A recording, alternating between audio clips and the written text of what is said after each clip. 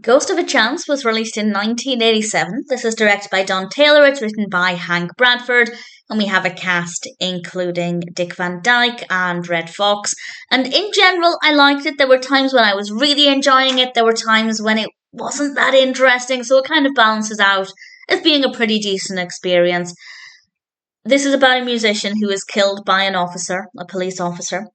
And the musician then comes back to Earth to speak with the police officer. Obviously, the officer is the only person who can see him, and they have to work together to help guide the musician's son on a more positive and music based path. And that sounds like it could be a really emotional film.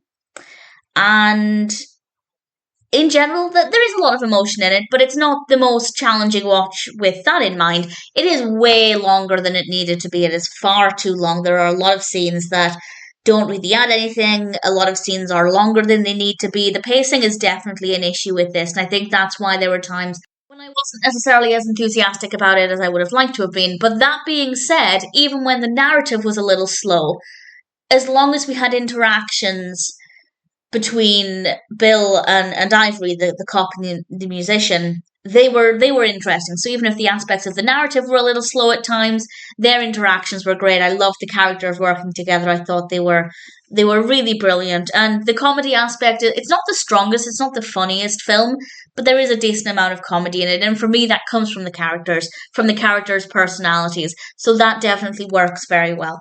Have some good music, some camera work. Visually, it's not a bad film. It's not necessarily the most exciting to look at, but it works well enough. And in general, apart from the issues with the pacing, I don't think I have any real complaints. I'd say Ghost of a Chance is worth watching. Don't expect perfection, and obviously it is quite slow at times, so it's not something to watch if you want something that's going to be fully engaging from start to finish. But if you're looking for something that's generally an easy watch, with some well-written characters, a decent narrative, if not the strongest execution, and a nice amount of comedy, then I'd say it's worth watching. Not a bad film for a one-time watch, and if you're curious, then I guess I'm happy to recommend Ghost of a Chance.